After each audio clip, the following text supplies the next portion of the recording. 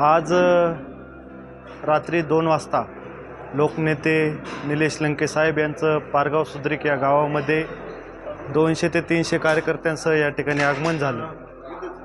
आगमन झाल्यानंतर गावातल्या सर्व कार्यकर्त्यांशी तरुणांशी या ठिकाणी चर्चा केली, जेवण केलं आणि त्यानंतर नेते या ठिकाणी आता आराम करत आहेत.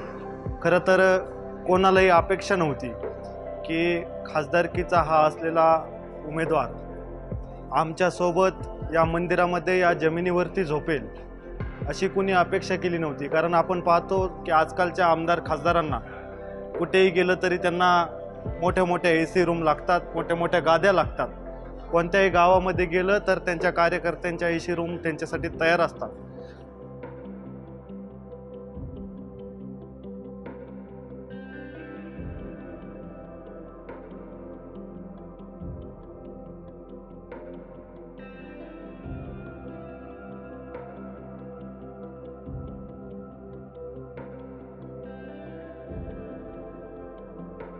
पण बाकीचे नेते आणि आमचे लोकनेते यांच्यामध्ये हाच तो फरक आहे आणि म्हणून आमच्यासारख्या सर्वसामान्य माणसांना हाच आमचा सर्वसामान्य नेता आहे असं या ठिकाणी वाटतं. त्याचबरोबर आमच्या या असा खमका नेता हा फक्त पारनेर तालुक्यापुरता नाही किंवा अहमदनगर जिल्ह्यापुरता नाही तर संपूर्ण महाराष्ट्राचं नेतृत्व करण्याची धमक ठेवतो आणि असं नेतृत्व या ठिकाणी दिल्लीत पाठवण्याची गरज आहे आणि हे आव्हान नगर दक्षिण लोकसभेच्या मतदारांनी पेललेलं आहे आणि निश्चितपणे लोकनेते निलेश लंके साहेब हे लाखोंच्या मताधिक्याने दिल्लीमध्ये जातील हा विश्वास या ठिकाणी आम्हाला सर्वांना या ठिकाणी आहे.